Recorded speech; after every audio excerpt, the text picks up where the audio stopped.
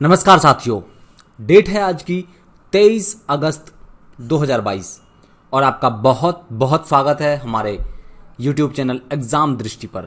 Exam दृष्टि पर आपका बहुत बहुत स्वागत है साथियों। मेरा नाम है मंगेश कुमार और आज हम डिस्कस करने वाले हैं डेली करंट अफेयर सेशन में मोस्ट इंपॉर्टेंट करंट अफेयर्स। आज के जितने भी इंपॉर्टेंट करंट अफेयर बनते हैं उनको हम यहाँ पर डिटेल में डिस्कस करेंगे साथियों, तो लास्ट तक बने रहिएगा वीडियो के ऊपर। आप लोग सेशन को जल्दी से शेयर कर दीजिए अपने साथियों के साथ में।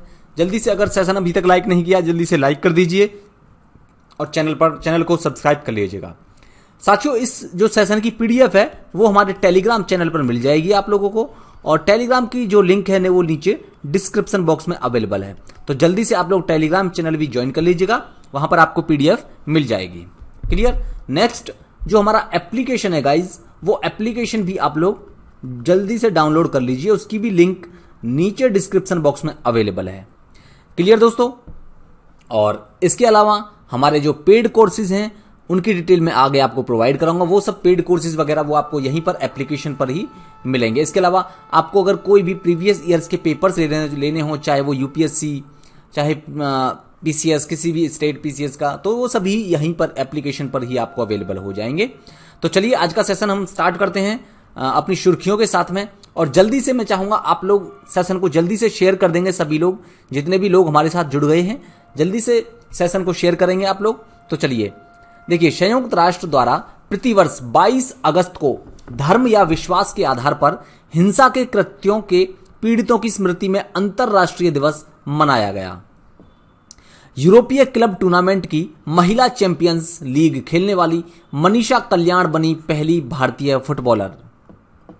ब्रिटेन में यूपीआई के जरिए पेमेंट करने के लिए national payments corporation of India NPCI ने पे एक्सपर्ट के साथ किया समझौता। हाल ही में मत्स्य सेतु ऐप में एक्वा बाजार नाम से ऑनलाइन मार्केट प्लेस फीचर किया लॉन्च। छत्तीसगढ़ द्वारा की गई ग्रामीण आजीविका पार्क स्थापित करने की घोषणा। सामाजिक न्याय और अधिकारिता मंत्रालय एवं आवास और शहरी मामलों के मंत्रालय के द्वारा किया गया नमस्ते योजना का शुभारंभ। हाल ही में महिला पुलिस का 10वां राष्ट्रीय सम्मेलन शिमला में किया गया आयोजित। आत्मनिरीक्षण सशस्त्र बल न्यायाधिकरण राष्ट्रीय संगोष्ठी का नई दिल्ली में किया गया उद्घाटन। अंतिम पंघल अंडर 20 विश्व कुश्ती चैंपियनशिप 2022 में गोल्ड जीतने वाली बनी पहली भारतीय महिला पहलवान। चंडीगढ़ अंतर्राष्ट्रीय एयरपोर्ट का नाम बदलकर किया गया शहीद भगत सिंह अंतर्राष्ट्रीय एयरपोर्ट। तो गाइज ये थी आज की सुर्खियां जो हमने डिस्कस करी, और अब आते हैं हम अपने आज के सेशन पर। लेकिन उससे पहले आप लोगों के लिए हमारे जो स्मार्ट कोर्सेज हैं उनके बारे में इंफॉर्मेशन। देखिए, हमारे जो मिशन एसडीएम 2.0 और एक चल रहा है समर्पण बैच। साथियों, अगर आप पीसीएस 2023 या फिर उससे आगे की या फिर तैयारी कर रहे हैं, यूपीपीएससी की तैयारी कर रहे हैं, तो मिशन एसडीएम 2.0 आप लोगों के लिए बहुत बहुत फायदेमंद साबित हो सकता है साथियों। बहुत इंपॉर्टेंट है ये बैच 5 सितंबर से शुरू हो रहा है साथियों, और अभी जो है इस पर 77% का डिस्काउंट अवेलेबल है। और साथियों, ये जो डिस्काउंट है ये 31 अगस्त तक ही अवेलेबल है। क्लियर। इसके लिए आप लोगों को जो कोड यूज करना है वो है ED400। आप लोगों को ये वाला कोड यूज करना है तो आप लोगों के लिए डिस्काउंट मिल जाएगा। क्लियर। यहां पर आपको स्मार्ट क्लासेस, आपको लाइव क्लासेस, रिकॉर्डेड क्लासेस मिलेंगी, पीडीएफ नोट्स, ठीक है, क्लास नोट्स वगैरह सब कुछ यहां पर अवेलेबल हो जाएगा। बाइलिंगुअल बैच है, ये दोनों ही भाषाओं में अवेलेबल है। और इसकी जो कोर्स की ड्यूरेशन है साथियों, 10 से 12 मंथ में ये कोर्स कंप्लीट आपका कर लिया जाएगा। Clear guys. इसके अलावा प्रीलिम्स में इसमें बात करें तो प्रीलिम्स में GS1 GS2 ये यहां पर प्रीलिम्स का जो है सीसेट पेपर भी इसमें कवर किया गया है। इंटरव्यू भी इसमें कवर किया जाएगा। इसके अलावा मेंस में जनरल हिंदी, ऐसे राइटिंग प्रैक्टिस आप लोगों के लिए इसमें करवाई जाएगी। क्लियर साथियों। इसके अलावा हम बात करें समर्पण बैच की, तो ये है RO की अगर तैयारी कर रहे हैं आप लोग तो ये समर्पण बैच आप लोगों के लिए बहुत इंपॉर्टेंट है। यहां पर आपको लोगों को 300 घंटे का स्मार्ट कार्यक्रम और इसके अलावा सभी कक्षाएं एक्सपर्ट फैकल्टीज के द्वारा यहां पर प्रोवाइड कराई जा रही हैं आपको। अभी मतलब ये शुरू होगा साथियों, 5 सितंबर से बैच शुरू हो रही हैं ये दोनों, और 31 अगस्त तक डिस्काउंट अवेलेबल है। यहां पर आप लोगों को डिस्काउंट के लिए कोड यूज करना है ये वाला ED400 ED400 ये वाला कोड यूज करना है। और इसके अलावा यहाँ पर आपको क्लास नोट्स भी मिल जाएंगे, इवैल्यूएशन मिलेगा, टेस्ट वगैरह होंगे वीकली, और मेंस आंसर राइटिंग प्रैक्टिस भी आपको डेली बेसिस पर कराई जाएगी। और अधिक जानकारी के लिए गाइज आप हमारे इन नंबर्स पर कॉल कर सकते हैं। नंबर है 7011127226। इस नंबर पर आप लोग कॉल करके फ्री काउंसलिंग ले सकते हैं, इन कोर्सेज के बारे में और ज्यादा जानकारी हासिल कर सकते हैं। क्लियर दोस्तों, बहुत भारी भरकम डिस्काउंट चल रहा है 77%। तो इन बैचेस से आप लोग जरूर जुड़ें। ED400 ये आपको कोड यूज करना है। क्लियर गाइज, चलते हैं हम आज की सुर्खियों की हमने बात करी ली। अब अपने सेशन पर आते हैं और सेशन की शुरुआत करते हैं। उससे पहले मैं चाहूंगा जल्दी से सेशन को आप लोग शेयर कर दीजिए, जितने मेरे साथी जुड़ गए हैं आप लोग, मेरे भाई बंधु, तो जल्दी से आप लोग सेशन को जल्दी से शेयर कर देंगे। पहला जो सवाल है गाइज वो है, संयुक्त राष्ट्र द्वारा प्रतिवर्ष धर्म या विश्वास के आधार पर हिंसा के कृत्यों के पीड़ितों की स्मृति में अंतरराष्ट्रीय दिवस कब मनाया जाता है। तो गाइज जो ये दिवस है, देखिए इसका उद्देश्य क्या है। इसका उद्देश्य है, देखो, जो धार्मिक आधार पर लोगों के साथ में हिंसा करी जाती है और उससे जो पीड़ित होते हैं उनकी स्मृति में यह दिवस यूएन के द्वारा मनाया जाता है। प्रतिवर्ष कब मनाया जाता है? 22 अगस्त को मनाया जाता है। तो राइट आंसर इसका है A, international day commemorating the victims of acts of violence based on religion belief. 22 अगस्त को यह मनाया जाता है, आप लोगों को याद रखना है। क्लियर, चलते हैं इसके बारे में कुछ और डिटेल में हम डिस्कस करते हैं। देखिए 22 अगस्त को धर्म या मत के आधार पर हिंसक कृत्यों के पीड़ितों की स्मृति में अंतर्राष्ट्रीय दिवस यह मनाया जाता है और यूएन के द्वारा प्रतिवर्ष मनाया जाता है। इसकी जो शुरुआत हुई थी साथियों, वो पोलैंड के द्वारा की गई थी। इसको प्रस्तावित किया गया था 28 मई 2019 को, और 73वीं संयुक्त राष्ट्र महासभा में इस दिन को अपनाया गया था। आप लोगों को याद रखना है। ये जो दिन है साथियों, ये दिन निंदा करता है किसकी? धार्मिक हिंसा की, विश्वास के आधार पर हिंसा, धार्मिक अल्पसंख्यकों से संबंधित व्यक्तिगत हिंसा, व्यक्तियों सहित हिंसा और आतंकवाद को लक्षित करने वाले कार्यों की कड़ी निंदा करता है और इसीलिए यह मनाया जाता है। आप लोगों को याद रखना है। क्लियर, चलते हैं आगे। अब ये कुछ इंपॉर्टेंट डेज हैं यहां पर जो दिवस आपकी परीक्षा में पूछे जाते हैं। वो है साथियों, 21 अगस्त को वर्ल्ड सीनियर सिटीजन्स डे मनाया जाता है। 21 अगस्त को ही आतंकवाद के पीड़ितों की याद और श्रद्धांजलि देने का भी अंतर्राष्ट्रीय दिवस मनाया जाता है। आप लोगों को याद रखना है। 20 अगस्त को गाइज ये मनाया जाता है प्रतिवर्ष अक्षय ऊर्जा दिवस, और 20 अगस्त को ही सद्भावना दिवस भी मनाया जाता है। यहीं पर आप एक लिख लीजिए, हाँ ये है यहां पर। 19 अगस्त को विश्व मानवतावादी दिवस मनाया जाता है।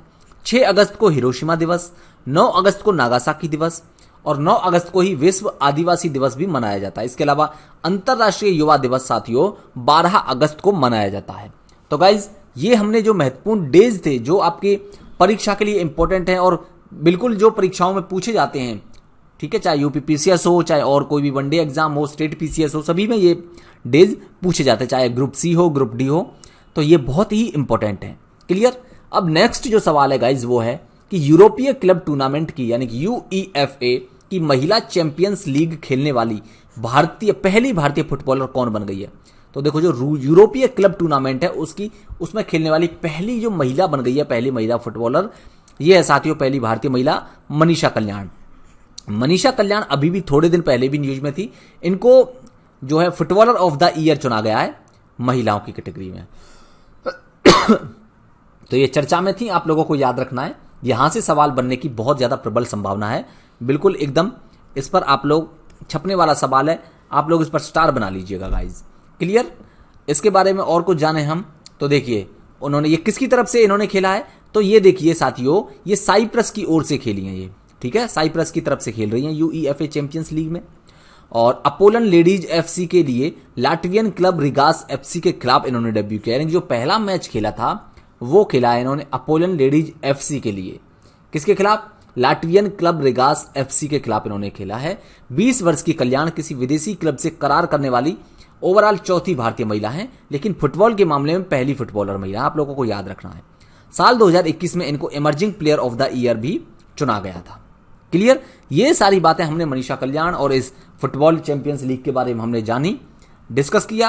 अब आगे चलते हैं, इंपॉर्टेंट सवालों को देख लेते हैं साथियों, जो कि आपके एग्जाम की दृष्टि से बहुत बहुत ज्यादा इंपॉर्टेंट है। वो है वर्ष 2021-22 में AIFF all India football federation द्वारा सर्वश्रेष्ठ महिला फुटबॉलर किसे चुना गया है। तो महिलाओं के लिए साथियों, महिलाओं में मनीषा कल्याण को चुना गया है। जबकि पुरुष फुटबॉलर ऑफ द ईयर ये चुना गया है, आप लोगों को याद रखना है, सुनील छेत्री को। क्लियर? तो आप लोगों को याद रखना महिला फुटबॉलर भी और पुरुष फुटबॉलर भी। नेक्स्ट है अजलन साहा हॉकी कप 2022 कहां पर होगा?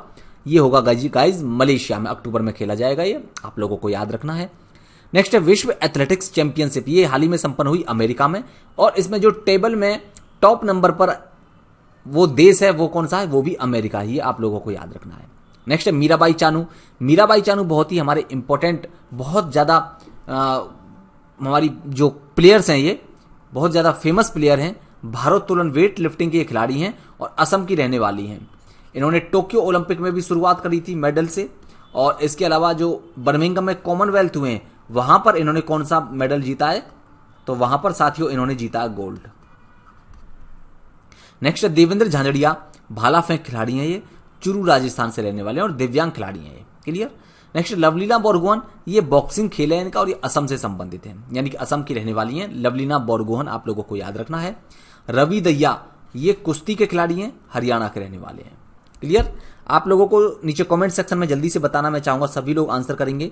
साक्षी मलिक, ये जो कुश्ती की खिलाड़ी हैं और गोल्ड जीता है इन्होंने कॉमनवेल्थ गेम्स में, ये कहां की रहने वाली हैं, कौन से राज्य की रहने वाली हैं? आप लोग जल्दी से आंसर करेंगे। आगे चलते हैं। ब्रिटेन में यूपीआई के जरिए पेमेंट करने के लिए national payments corporation of India NPCI ने किसके साथ समझौता किया है? मतलब यह है दोस्तों इसका कि यूपीआई अब मतलब कोई भी व्यक्ति जो भारतीय है वो ब्रिटेन में भी जाकर के पेमेंट कर सकता है।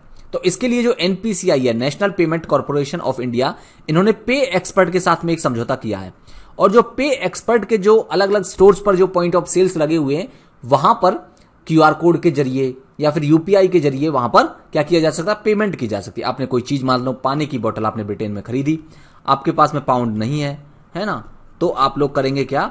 आप लोग अपने फोन के जरिए यूपीआई के जरिए उसको पेमेंट कर सकते हैं।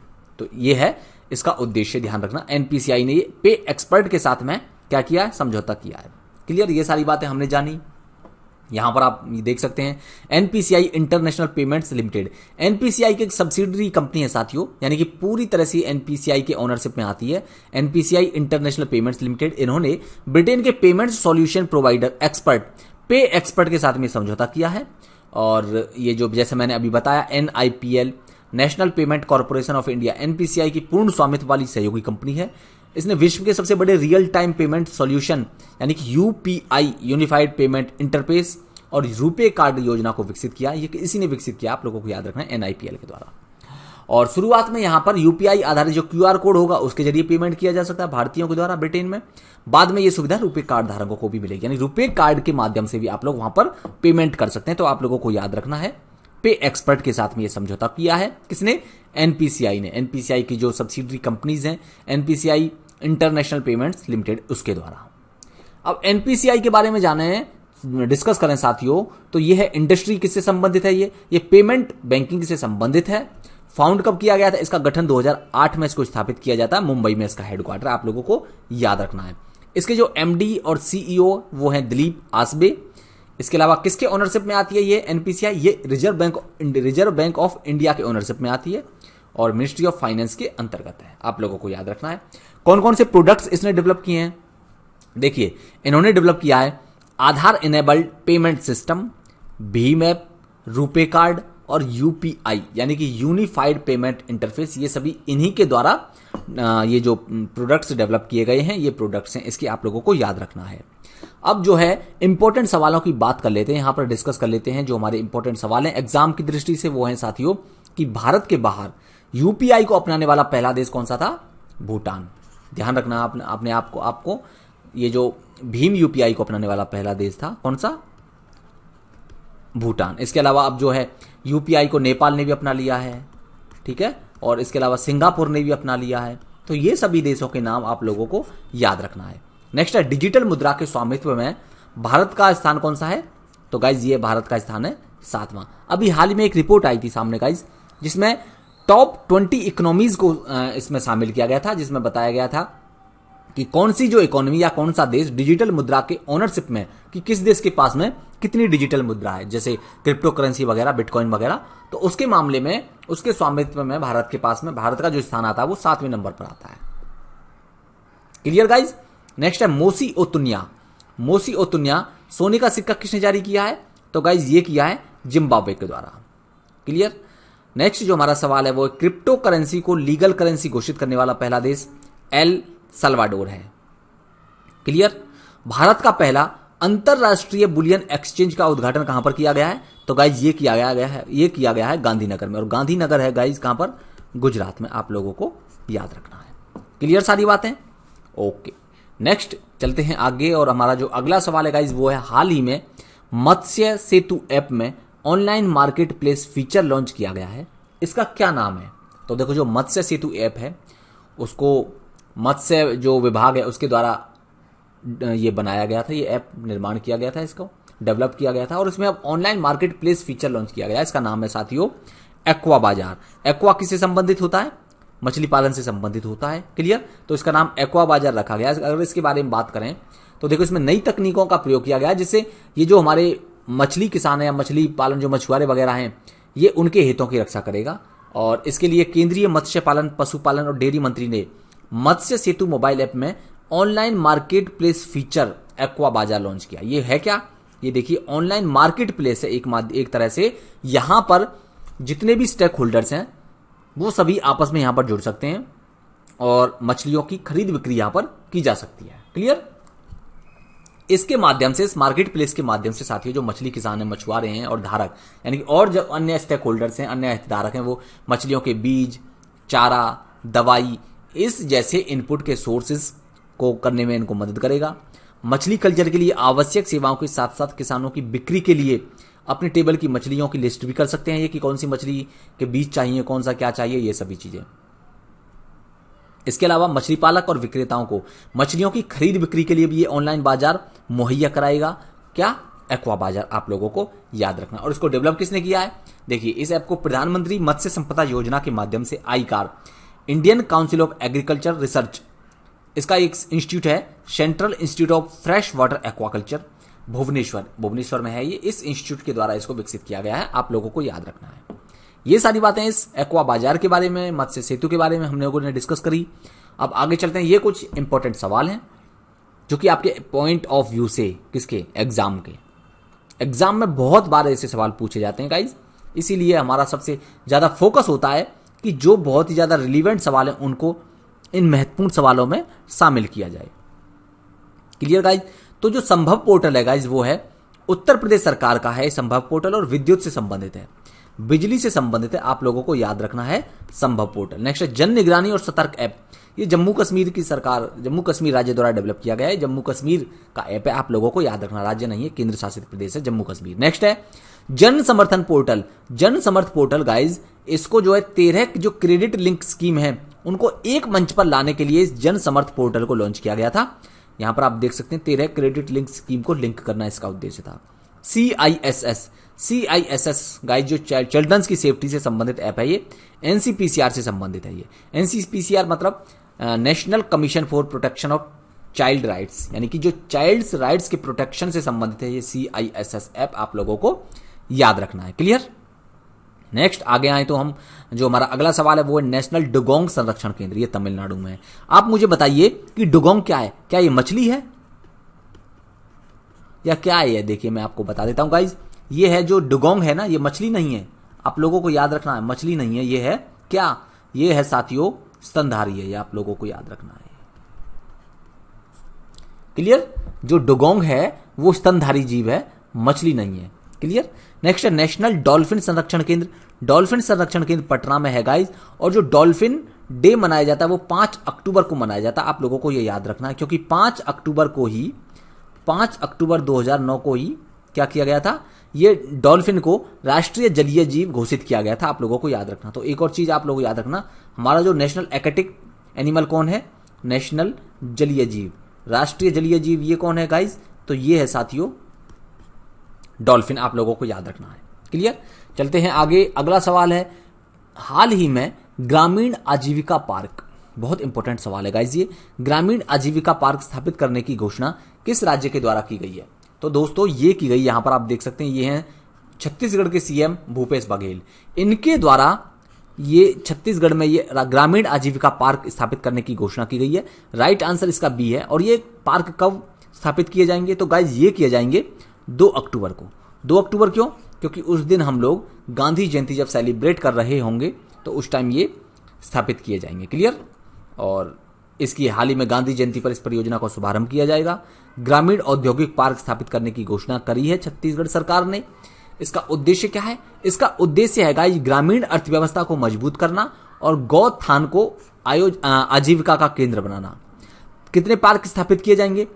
देखो, पहले वर्ष में 300 ग्रामीण औद्योगिक पार्क यहां पर बनाए जाएंगे। और छत्तीसगढ़ में साथियों पहला ऐसा जो पार्क है वो कहां पर बनाया जाएगा? वो बनाया जाएगा छत्तीसगढ़ के कांकेर जिले में। आप लोगों को याद रखना है, जिसका नाम रखा गया गांधी ग्राम। क्लियर सारी बातें? क्या नाम रखा गया इसका? गांधी ग्राम इसका नाम रखा गया। ये सारी बातें हमने यहां पर डिस्कस करी। आगे चलते हैं। छत्तीसगढ़ का जिक्र हो रहा है तो चलिए छत्तीसगढ़ के बारे में भी डिस्कस कर लेते हैं। देखो, छत्तीसगढ़ का जो गठन होता है गाइज वो होता है 1 नवंबर 2000 को। क्लियर?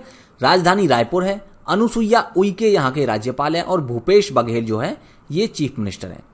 विधानमंडल 1 सदनीय विधानमंडल है। राज्यसभा में इसकी 5 सीटें हैं और छत्तीसगढ़ की लोकसभा में 11 सीटें हैं। आप लोगों को याद रखना है। बिलासपुर में इसका हाई कोर्ट स्थापित है। आप लोगों को यह भी याद रखना है। यहां पर आप लोग छत्तीसगढ़ का मैप देख सकते हैं गाइस। इसकी यहां पर बाउंड्री मध्य प्रदेश से लगती है। छोटी सी बाउंड्री यहां पर उत्तर प्रदेश से भी लगती है, झारखंड से भी लगती है, उड़ीसा से भी लगती है, नीचे आंध्र प्रदेश से भी इसकी बाउंड्री लगती है और यहां पर महाराष्ट्र से भी बाउंड्री लगती है। तो आप लोगों को याद रखना है 6 स्टेट से इसकी बाउंड्री लगती है और तेलंगाना से भी लगती है। टोटल 7 स्टेट्स हो गए गाइस। क्लियर? तो आप लोगों को याद रखना है 7 हो गई ना। 1 2 3 4, ये उत्तर प्रदेश 4, झारखंड 5 6 और आंध्र प्रदेश 7। हाँ, 7 स्टेट से इसकी राजधानी लगती है, सीमाएं साझा करता है। आप लोगों को याद रखना है। क्लियर? नेक्स्ट है हमारे जो इंपॉर्टेंट सवाल वो है 100% महिला स्वामित्व वाला औद्योगिक पार्क। ये खुला गया साथियों। ये कहां पर स्थापित किया गया है? इसका उद्घाटन हाल ही में हैदराबाद में किया गया था। आप लोगों को याद रखना है। नेक्स्ट है सुपर वासुकी। सुपर वासुकी क्या है? क्या ध्यान है आप लोगों को?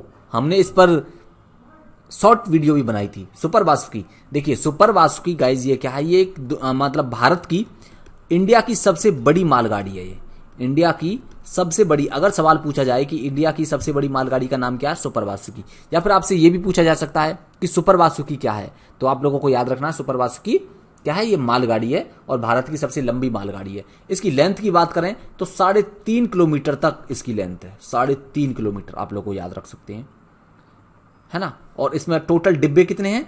295 इसमें डिब्बे हैं। आप लोगों को यह भी याद रखना है। छत्तीसगढ़ की सबसे बड़ी झील ये है गाइस दलपत सागर झील। दलपत सागर झील छत्तीसगढ़ की सबसे बड़ी झील है। और छत्तीसगढ़ की जीवन रेखा, या हम कह सकते हैं छत्तीसगढ़ की जो छत्तीसगढ़ की गंगा, उसको महानदी को बोला जाता है। आप लोगों को याद रखना है छत्तीसगढ़ की गंगा किसे कहा जाता है? महानदी को। और महानदी कहां से निकलती है? जल्दी से आप लोग आंसर करेंगे नीचे कमेंट सेक्शन में। ये जो छत्तीसगढ़ की बहुत ही महत्वपूर्ण नदी है गाइस, ये महानदी। क्लियर? और इसकी सबसे लंबी नदी है ये महानदी छत्तीसगढ़ की। छत्तीसगढ़ में कितने मुख्य अपवाह तंत्र हैं? 4 अपवाह तंत्र हैं। इनमें महानदी का अपवाह तंत्र, गंगा, गोदावरी और नर्मदा, ये प्रमुख अपवाह तंत्र हैं छत्तीसगढ़ में। आप लोगों को याद रखना है। नेक्स्ट है छत्तीसगढ़ का सबसे बड़ा और सबसे लंबा बांध, यह है गंगरेल बांध। ये भी महानदी पर है। आप लोगों को याद रखना है। ये सारी बातें हमने यहां पर डिस्कस करी। आगे चलते हैं। हमारा जो कोर्सेज, स्मार्ट कोर्सेज अवेलेबल हैं आप लोगों के लिए, मिशन एसडीएम 2.0 और समर्पण बैच, इनसे आप लोग जुड़ सकते हैं। और 77% ऑफ इस पर चल रहा है, डिस्काउंट चल रहा है। और ये डिस्काउंट गाइज जो है कब तक है? ये गाइज ये डिस्काउंट है कब तक? 31 अगस्त तक। उससे पहले अगर आपको जो हमारे इनमें कोर्सेज में एनरोल करना है तो 31 अगस्त से पहले कर लीजिएगा, ताकि आपको डिस्काउंट अवेलेबल हो सके। और डिस्काउंट मिलेगा कैसे? देखिए, डिस्काउंट के लिए आप लोगों को कोड यूज करना है ED400। क्लियर सारी बातें?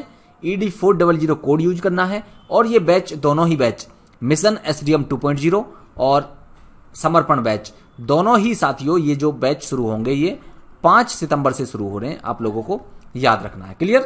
क्लियर सारी बातें? चलिए, इसके अलावा और अधिक जानकारी के लिए आप लोग हमारे इन नंबर्स पर कॉल करके पूछ सकते हैं गाइज।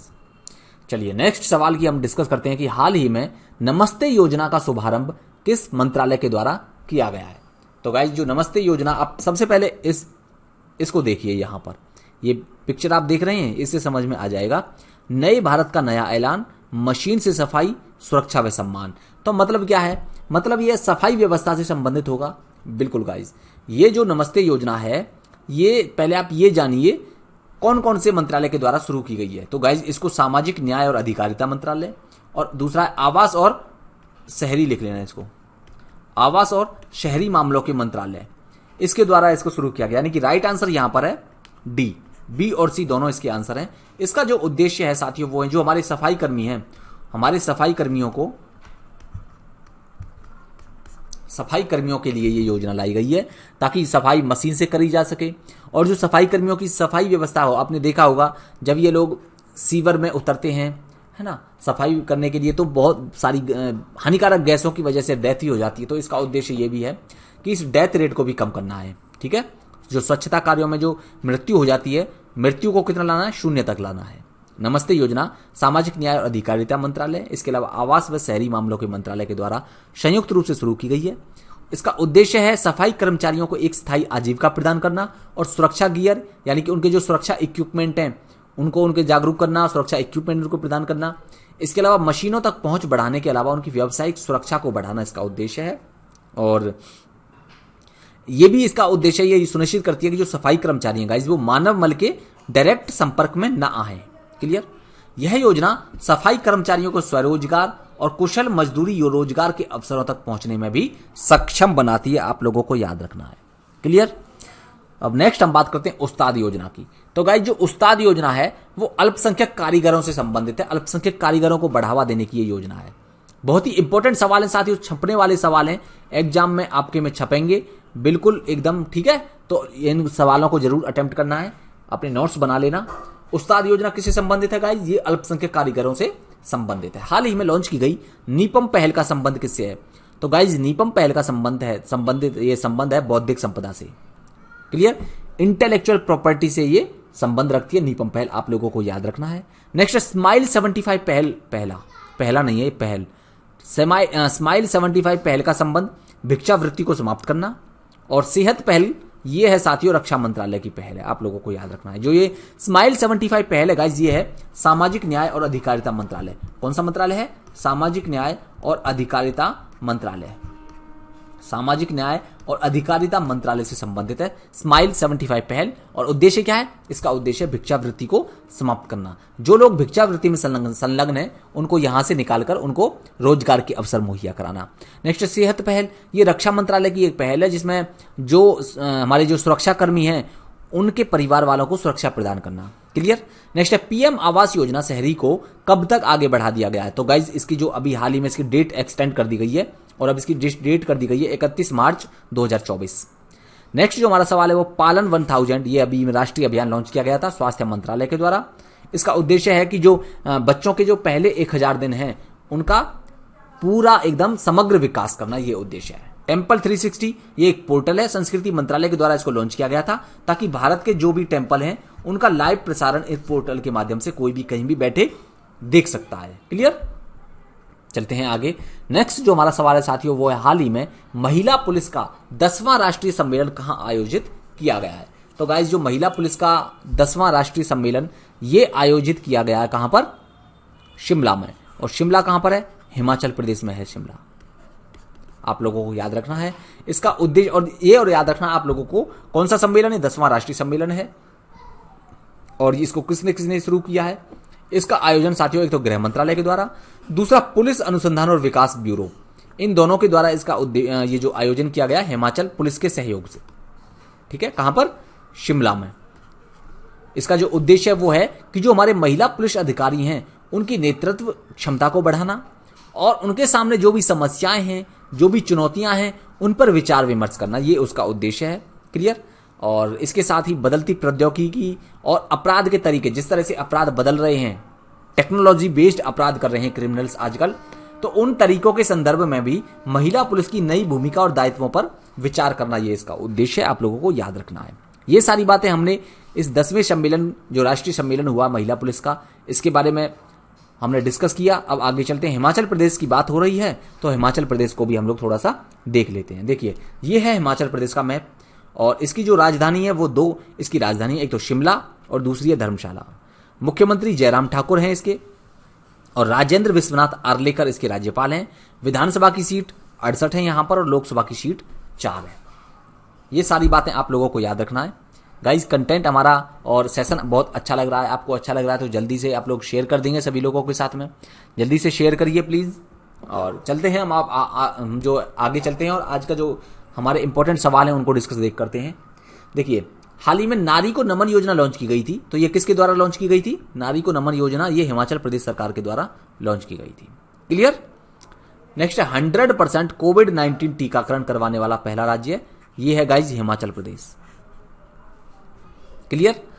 नेक्स्ट आगे चलते हैं, नीति आयोग द्वारा लॉन्च किया गया SDG शहरी सूचकांक 2021-22 में शीर्ष पर कौन है? शीर्ष पर है शिमला। ठीक है। और जो किन्नौर है हिमाचल प्रदेश का एक जिला है किन्नौर, ये साथियों 100% टीकाकरण करने वाला देश का पहला जिला बन गया। आप लोगों को याद रखना है कि 100% टीकाकरण करने वाला देश का पहला जिला किन्नौर। नेक्स्ट बात करें तो केंद्रीय आलू अनुसंधान केंद्र कहां पर स्थित है? तो गाइज ये है शिमला में। कहां पर है? शिमला में है केंद्रीय आलू अनुसंधान केंद्र। आप लोगों को याद रखना है। अटल सुरंग लेह से मनाली के बीच में 9.02 किलोमीटर की इसकी लेंथ है। आप लोगों को याद रखना है। आरोहण 4.0 ये शिमला में अभी इसको शुरू किया गया था और किसके द्वारा? इंडियन पोस्ट पेमेंट बैंक के द्वारा, यानी कि इंडियन पोस्ट पेमेंट बैंक से ये संबंधित है। आप लोगों को याद रखना है। Clear guys. चलते हैं आगे। नेक्स्ट हमारा सवाल है, हाल ही में आत्मनिरीक्षण सशस्त्र बल न्यायाधिकरण राष्ट्रीय संगोष्ठी का उद्घाटन कहां पर किया गया? गाइज एक राष्ट्रीय सेमिनार आयोजित किया गया था, नेशनल सेमिनार आयोजन किया गया था। कहां पर? नई दिल्ली में आयोजित किया गया था। आत्मनिरीक्षण सशस्त्र बल न्यायाधिकरण राष्ट्रीय संगोष्ठी नेशनल सेमिनार है ये और रक्षा मंत्री के द्वारा इसको रक्षा मंत्रालय के द्वारा इसका उद्घाटन किया गया था। ठीक है। बार एसोसिएशन द्वारा आयोजित किया गया था आत्मनिरीक्षण सशस्त्र बल न्यायाधिकरण पर राष्ट्रीय संगोष्ठी। इसका जो आयोजन था साथियों वो सशस्त्र बलों के जो सेवारत कर्मी हैं उनके अलावा भूतपूर्व सैनिक, उनके परिवार और युद्ध विधवाओं को त्वरित और सस्ता न्याय सुनिश्चित कराने के उद्देश्य से ये शुरू किया गया था, उद्घाटन किया गया था। और इसके लिए जो सशस्त्र बल ट्रिब्यूनल है उसके कामकाज की जांच करने हेतु इसका उद्घाटन किया गया। ध्यान रखना आप लोगों को। क्यों हो रहा है नेशनल सेमिनार? देखिए नेशनल सेमिनार हो रहा है कि हमारे जो सशस्त्र बल के सेवारत कर्मी हो, चाहे भूतपूर्व सैनिक हो, चाहे उनका परिवार हो, चाहे उनकी युद्ध विधवा, उन सभी को न्याय सुनिश्चित करने के लिए जो ट्रिब्यूनल गठित किया गया था, क्या वो ट्रिब्यूनल सही से कामकाज कर रहा है या नहीं कर रहा है, इसकी जांच करने के लिए ये सेमिनार आयोजित किया गया था। आप लोगों को याद रखना। इसका उद्देश्य क्या है? इसका उद्देश्य है कि इसकी जो ट्रिब्यूनल है, ये जो सशस्त्र बल न्यायाधिकरण, इस ट्रिब्यूनल की कार्यप्रणाली का विश्लेषण करना, यानी कि एनालिसिस करना, किसी भी कमी के लिए उपाय सुझाना, अगर इसके कामकाज करने में कोई कमी है तो उसके लिए उपाय बताना और त्वरित न्याय प्राप्त करने के दौरान वादियों की समस्याओं और कठिनाइयों का समाधान करना, ये इसका उद्देश्य है। क्लियर? आपको समझ में आया? तो ये सभी आप लोगों को याद रखना है। अब इंपॉर्टेंट सवालों की बात करते हैं कि 17वां प्रवासी भारतीय दिवस कहां आयोजित किया जाएगा? तो गाइस जो 17वां प्रवासी दिवस है ये 9 जनवरी 2023 को ये मध्य प्रदेश के इंदौर में आयोजन किया जाएगा। इसको आप लोगों को याद रखना है। और ये 2 साल में एक बार होता है।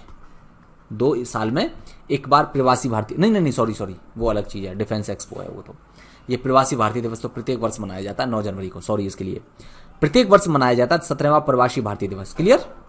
तो ये अब की बार कहां होगा? मतलब 2023 में ये इंदौर में होगा। नेक्स्ट है, हाल ही में टाइगर रेंज देशों की पूर्व शिखर बैठक की मेजबानी किसके देश के द्वारा की गई है?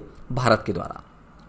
क्लियर? नेक्स्ट, युवा संवाद कार्यक्रम India@2047 कहां पर शुरू किया गया? नई दिल्ली में। क्लियर? हाल ही में सेकंड पीढ़ी का एथनॉल संयंत्र का उद्घाटन कहां किया गया है? यह किया गया गाइज पानीपत में। प्रधानमंत्री मोदी के द्वारा इसका उद्घाटन किया गया था। आप लोगों को याद रखना है। डिफेंस एक्सपो ये होगा गाइज गांधीनगर में। ठीक है, गांधीनगर में होगा। 2 साल में एक बार ये होता है। 2 साल में एक बार होता है डिफेंस एक्सपो। आप लोगों को याद रखना है। नेक्स्ट, विंग्स इंडिया 2022 ये हुआ था गाइज बेगमपेट एयरपोर्ट हैदराबाद में हुआ था। ये आप लोगों को याद रखना है, हैदराबाद में। जबकि भारत का पहला हिमालयी मशाला उद्यान, इसका उद्घाटन किया गया रानीखेत में। और ये रानीखेत कहां पर है? ये उत्तराखंड में है। क्लियर, चलते हैं आगे। नेक्स्ट जो हमारा सवाल है वो है कि अंडर 20 विश्व कुश्ती चैंपियनशिप 2022 में गोल्ड जीतने वाली पहली भारतीय महिला पहलवान कौन बन गई है। गाइज आप यहां पर देख सकते हैं, ये हमारा तिरंगा, भारत की आन बान शान, और ये जो हमारी ये बन गई है अमित पंघल। अमित पंघल साथियों अंडर 20 विश्व कुश्ती चैंपियनशिप 2022 में गोल्ड जीतने वाली पहली भारतीय महिला पहलवान। आप लोगों को याद रखना है। इनके बारे में कुछ और चीज जाने हैं तो हरियाणा की रहने वाली है, 17 वर्षीय अमित पंघल बोला क्या मैंने, इनका नाम है अंतिम पंघल, अमित पंघल ने अंतिम पंघल इसका नाम है इनका, अंतिम, ध्यान रखिएगा, कंफ्यूज मत करिएगा। अंतिम पंघल और अमित पंघल दोनों में कंफ्यूज नहीं कर जाना है। इनका नाम अंतिम पंघल है, जिन्होंने अंडर 20 विश्व कुश्ती चैंपियनशिप 2022 में गोल्ड जीता है। अंतिम पंघल आप लोगों को याद रखना, बिल्कुल भी कंफ्यूज नहीं करना, ये कंफ्यूजन वाला सवाल है बहुत ज्यादा, तो ध्यान रखिएगा। हरियाणा की रहने वाली है ये अंतिम पंघल, और बुल्गारिया में हुई है, बुल्गारिया के सोफिया में ये प्रतियोगिता हो रही है, चैंपियनशिप हो रही है, हुई है ये अंडर 20 विश्व कुश्ती चैंपियनशिप में स्वर्ण पदक इन्होंने जीता है, और ये गोल्ड जीतने वाली पहली भारतीय महिला पहलवान बन गई है। क्लियर, कौन सी कैटेगरी में, 53 किलोग्राम वर्ग की कैटेगरी में इन्होंने किसको हराया है, इन्होंने हराया साथियों कजाकिस्तान की एटलिन शागायेवा को 8-0 से हराया है इन्होंने। ठीक है, अंतिम पंघल कहाँ की रहने वाली है, हरियाणा में हिसार की रहने वाली है, और हिसार में एक गांव है भगाना गांव, यहां की रहने वाली है। क्लियर, सोनम मलिक ने इसी चैंपियनशिप में साथियों गोल्ड तो जीता है, किसने गोल्ड जीता है, अंतिम पंघल ने, जबकि जो सिल्वर किसने जीता है, सिल्वर जीता है भारत की सोनम मलिक ने और प्रियंका ने, इन्होंने सिल्वर पदक जीता, आप लोगों को याद रखना है। अब चूंकि खेलों से बारे में बात हुई तो आप हम जो है राष्ट्रमंडलीय खेलों के बारे में डिस्कस कर लेते हैं। आप लोग भूल गए होंगे राष्ट्रमंडलीय खेलों के बारे में, है ना। तो देखिए राष्ट्रमंडल खेलों की बात करें गाइज, तो पहला राष्ट्रमंडल खेल 1930 में हैमिल्टन में हुआ था, इसका संस्करण है 22वां, ध्यान रखना है।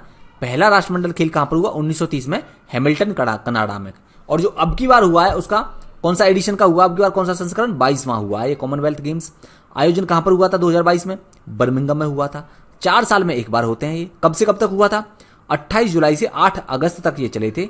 शुभंकर पेरीदा बोल गेम्स फॉर ऑल इसका आदर्श वाक्य है। ठीक है, उद्घाटन समारोह में भारत का नेतृत्व किसने किया था, यानी कि ध्वजवाहक कौन थे उद्घाटन समारोह में, पीवी सिंधु और मनप्रीत सिंह, जबकि समापन समारोह में गाइज ये निखत जरीन और शरद कमल थे। कुल 213 भारतीय खिलाड़ियों ने इसमें भाग लिया था। भारत के सबसे युवा खिलाड़ी अनहत सिंह थे, ध्यान रखना 14 वर्ष के थे, और खेल था इनका स्क्वैश। भारत ने कुल कितने पदक जीते, 61 पदक जीते थे। ठीक है, 22 गोल्ड और 16 सिल्वर, 23 ब्रॉन्ज, आप लोगों को याद रखना है। क्लियर, नेक्स्ट 2026 में कॉमनवेल्थ गेम्स कहां होंगे, ये होंगे साथियों ऑस्ट्रेलिया में, आप लोगों को याद रखना है ऑस्ट्रेलिया में होंगे 2026 में। ये सारी बातें हमने यहां पर डिस्कस करी। नेक्स्ट जो सवाल है वो है हमारा, हाल ही में चंडीगढ़ अंतरराष्ट्रीय एयरपोर्ट का नाम बदलकर किस स्वतंत्रता सेनानी के नाम पर रखा गया। देखिए ये है हमारे, इनका इंट्रोडक्शन के मोहताज नहीं है, शहीद भगत सिंह, शहीद आजम भगत सिंह के नाम पर रख दिया गया है चंडीगढ़ अंतरराष्ट्रीय एयरपोर्ट का नाम बदलकर। और इसमें जो पंजाब की सरकार और हरियाणा की सरकार दोनों ने इसमें सहमति भी जता दी है। पंजाब के जो सीएम हैं, कौन है पंजाब के सीएम, भगवंत मान, भगवंत मान ने अभी हाल ही में यह घोषणा करी है कि चंडीगढ़ अंतरराष्ट्रीय एयरपोर्ट का नाम बदलकर क्या कर दिया जाए, इनका नाम कर दिया जाएगा स्वतंत्रता सेनानी के नाम पर, शहीद आजम भगत सिंह के नाम पर इनका नाम रख दिया गया। यहां पर आप देख सकते हैं चंडीगढ़ एयरपोर्ट भगत सिंह के नाम पर रखा जाएगा, चंडीगढ़ एयरपोर्ट का नाम। हरियाणा पंजाब में बनी सहमति, चंडीगढ़ एयरपोर्ट भगत सिंह। पंजाब और हरियाणा की सरकारें चंडीगढ़ हवाई अड्डे का नाम स्वतंत्रता सेनानी भगत सिंह के नाम पर रखने को सहमत हो गई हैं। चलिए ये सारी बातें हमने डिस्कस करी। अब कुछ इंपॉर्टेंट सवालों के बारे में भी बात कर लेते हैं थोड़ा सा, जो कि आपके एग्जाम की दृष्टि से बहुत इंपॉर्टेंट है। देखिए शहीद भगत सिंह को किस मुकदमे में फांसी दी गई थी, तो गाइज इनको दी गई थी लाहौर षड्यंत्र केस, जो सैंडर्स से लाला लाजपत राय की हत्या करने में सैंडर्स का योगदान था। साइमन कमीशन आया था और उसके विरोध में, यहां पर साइमन कमीशन के विरोध में लाला लाजपत राय के नेतृत्व में प्रदर्शन किए जा रहे थे, और जो सैंडर्स था उसने यहां पर लाठी चार्ज का आदेश दे दिया, जिसमें लाला लाजपत राय को टारगेट किया गया था और उनकी डेथ हो गई थी। इसी चीज को ध्यान में रखते हुए इन्होंने सैंडर्स की हत्या कर दी थी शहीद भगत सिंह ने। ठीक है, तो इसी केस में इनको, लाहौर षड्यंत्र केस में इन पर मुकदमा चलाया गया था और इनको फांसी दी गई थी 23 मार्च 1931 को। भगत सिंह, राजगुरु और सुखदेव तीनों को फांसी दे दी गई थी। ठीक है,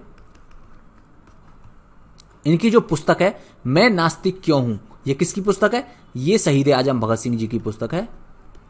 शहीद आजम भगत सिंह की पुस्तक कौन सी है? मैं नास्तिक क्यों हूं। आप लोगों को याद रखना है। नेक्स्ट है विधानसभा बम विस्फोट। साथियों विधानसभा बम विस्फोट ये 8 अप्रैल 1929 को होता है। 8 अप्रैल 1929 को ये बटुकेश्वर दत्त और भगत सिंह ने विधानसभा में बम फेंके और इसका उद्देश्य किसी को हताहत करना या किसी की हत्या करना नहीं था। इसका उद्देश्य था कि गूंगी बहरी जो सरकार है उनको सुनाना था। और इसके अलावा इनका उद्देश्य ये भी था कि अपनी विचारधारा को कोर्ट के माध्यम से अपनी विचारधारा को जन जन तक पहुंचाना, ये भी इनका उद्देश्य था। जिम कार्बेट का नया नाम साथियों रामगंगा नेशनल पार्क है, जबकि इसका पुराना नाम था, क्या नाम पुराना था इसका? हैरी था, हेली इसका पुराना नाम था। जिम कार्बेट का पुराना नाम ध्यान रखना आप लोगों को, और रामगंगा नेशनल पार्क इनका नया नाम कर दिया गया है। नेक्स्ट है माउंट हैरियट का नया नाम माउंट मणिपुर रख दिया गया। कहां पर है? आप लोगों को याद रखना साथियों, ये माउंट जो हैरियट है, माउंट मणिपुर, ये जो है माउंट मणिपुर में नहीं है। कहां पर है? ये अंडमान निकोबार में है। कहां पर है? अंडमान निकोबार में। आप लोगों को याद रखना है। नेक्स्ट है कांडला बंदरगाह का नया नाम दीनदयाल बंदरगाह कर दिया गया है। आप लोगों को याद रखना ये सारी बातें। तो साथियों ये था आज का डिस्कशन। अब हम आगे आते हैं और आज का सवाल देख लेते हैं। इस सभी सवाल देखो, आप लोग यार अटेम्प्ट तो करते नहीं है इन सभी को, ठीक है? आप लोग अटेम्प्ट करा करिए कि हाल ही में राष्ट्रपति द्रौपदी मुर्मू के सचिव के रूप में किसे नियुक्त किया गया है। चाहे गलत अटेम्प्ट करो पर करो अटेम्प्ट, मैं ये चाहता हूं। राष्ट्रपति द्रौपदी मुर्मू के सचिव के रूप में किसे नियुक्त किया गया है? जल्दी से आप लोग आंसर करेंगे नीचे कमेंट सेक्शन में, ठीक है? कमेंट सेक्शन में आंसर करिए इसका। अब हम क्विक रिवीजन कर लेते हैं गाइज, कल का क्विक रिवीजन। ये 20 नहीं है साथियों, 21 नहीं, सॉरी 22 का लेना है इस यहां पर, 22/8/2022, ठीक है? कल का क्विक रिवीजन कर लेते हैं हम लोग। प्रतिवर्ष अक्षय ऊर्जा दिवस कब मनाया जाता है? तो गाइज ये मनाया जाता है प्रतिवर्ष अक्षय ऊर्जा दिवस जो है वो 20 अगस्त को मनाया जाता है। आप लोगों को याद रखना है। नेक्स्ट है हाल ही में HDFC बैंक ने किस राज्य में अपनी पहली महिला शाखा खोली है? तो गाइज ये खोली है केरल में, केरल के कोझिकोड जिले में ये खोली है। नेक्स्ट है भारत अपनी सामरिक शक्ति बढ़ाने के लिए किस देश से Tu-160 बॉम्बर को खरीदने की योजना बना रहा है? ये बना रहा है साथियों रूस से। क्लियर? Tu-160 बॉम्बर से ये रूस से खरीदे जा रहे हैं। भारत सरकार की सार्वजनिक company Hindustan aeronautics limited HAL कहां पर अपना पहला मार्केटिंग कार्यालय स्थापित करेगा? तो ये करेगा साथियों मलेशिया में।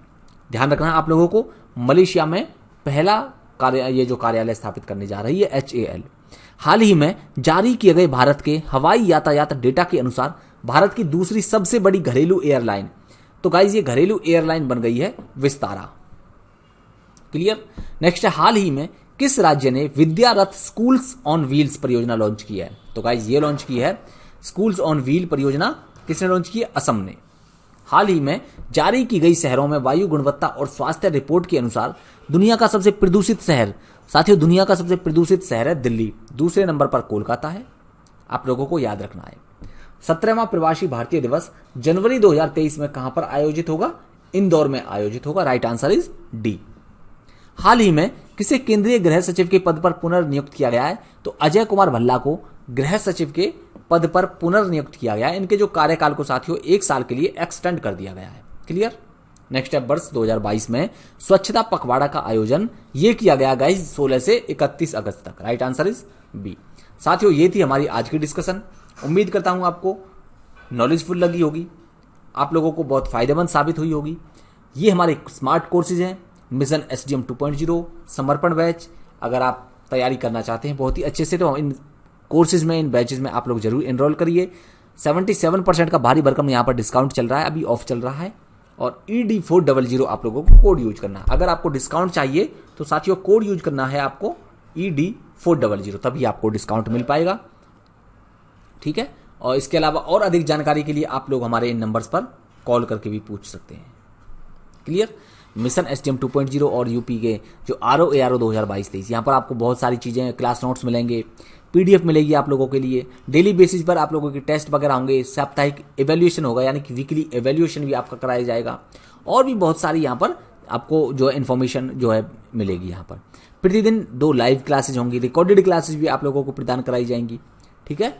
और इसके अलावा क्लास नोट्स, रिकॉर्डेड क्लास मिलेंगी यहाँ पर। और यूपी जो मिशन SDM 2.0 है यहाँ पर साथियों आप लोगों को डेली बेसिस पर मेंस का आंसर राइटिंग प्रैक्टिस भी कराई जाएगी और प्रीलिम्स और मेंस, इसके अलावा इंटरव्यू, तीनों ही फेजेस की तैयारी कराई जाएगी। और बैच कब से शुरू हो रहा है? ये दोनों ही दोस्तों, ये दोनों ही बैच जो हैं 5 सितंबर से ये शुरू हो रहे हैं, आप लोगों को याद रखना है। और जो ये डिस्काउंट है ये कब तक है? ये है साथियों केवल 31 अगस्त तक है। तो आप लोगों को 31 अगस्त से पहले पहले अपने आप को एनरोल करा लेना है और कोड यूज करना है ED400। इसकी फीस और बाकी की सारी चीज़ों के लिए आप लोग हमारे इस नंबर पर कॉल करके पूछ सकते हैं। तो चलिए साथियों, इसी के साथ में वीडियो को एंड करते हैं और मिलते हैं नेक्स्ट सेशन में। सेशन अच्छा लगा हो तो नीचे जल्दी आप लोग प्यारा सा एक कमेंट करेंगे। सेशन को